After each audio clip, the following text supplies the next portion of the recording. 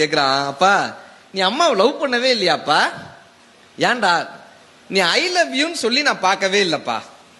I love you நீ சொன்னதே கிடையாது. அவங்க அப்பா என்ன பண்றாரு, அவங்க அம்மா குளிச்சுட்டு வராங்க, மரகதம் அதை எடுத்துட்டு வாங்க அப்படின்னாரு. அந்த அம்மா போய் ஒரு மூக்கு கண்ணாடி டப்பா எடுத்துட்டு வந்து கொடுக்குறாங்க.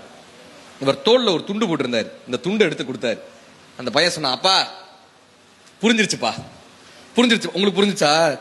அதை எடுத்து கொண்டு வா என்று சொல்லும் போது எதை என்று கேட்காமல் இந்த நேரத்தில் இதைத்தான் கேட்பார் என்ற புரிதலோடு எடுத்துட்டு வந்து கொடுக்குறாங்களா. அந்த புரிதலிலும் இவ தலைக்கு குளிச்சுட்டு வந்திருக்கா, தலை ஈரமா இருக்கு, சரியா தொடக்கல, இவளுக்கு தலைவலி வந்து ஒரு நாள் முழுக்க தலைவலியோடு இருப்பாள் என்ற ஒரு அக்கறை இருக்குல்ல. புரிதலிலும் அக்கறையிலும் தான் காதல் இருக்கிறதே தவிர ஐ லவ் யூ என்கிற 3 வார்த்தையில் இந்த காதலை அடக்கவே முடியாது சார்.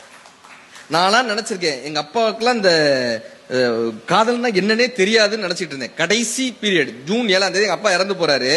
இந்த 5ஆம் தேதியில இருந்து அவரை வென்டிலேட்டர்ல வச்சிருக்காங்க. மாஸ்க் எல்லாம் மாட்டி மூக்கு வழியா அந்த சாப்பாடெல்லாம் மூக்கு வழியா போயிட்டு இருக்கு. இவர் எங்களை பார்த்து பார்த்து அந்த மாஸ்கை கழட்டிக்கிட்டே இருக்காரு, ஆக்சிஜன் மாஸ்கை கழட்டிக்கிட்டே இருக்காரு.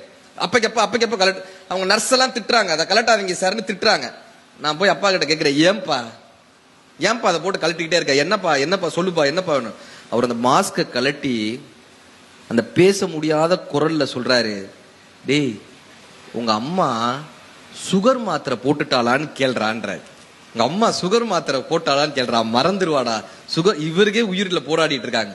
அந்த ஆஸ்பத்திரியினுடைய மருந்து வாடையை தாண்டி என் அப்பாவினுடைய காதல் மடம் ஆஸ்பத்திரி முழுவதுமாக நிரம்பி இருந்தது.